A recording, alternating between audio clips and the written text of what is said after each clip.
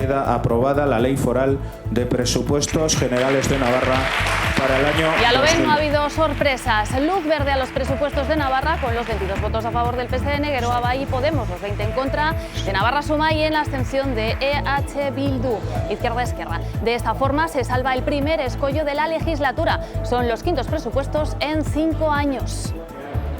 Lo advertía el presidente del Parlamento. Vamos tomando asiento. Porque el Gobierno no podía permitirse perder ni un solo voto. Y sin sorpresas, han sido aprobados los presupuestos del Ejecutivo de María Chivite, los más sociales, según PSN, Geroa Bai y Podemos.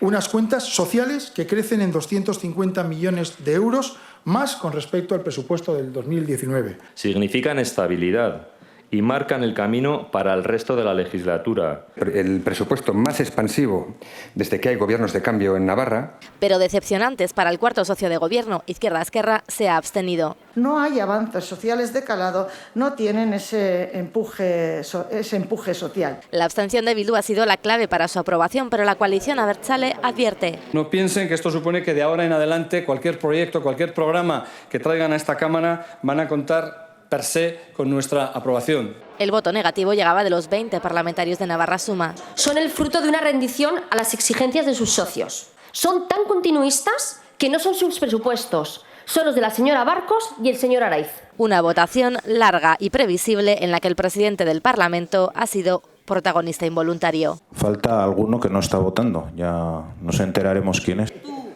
Ah, yo. Muy bien. Pues mi voto es sí. Muy bien.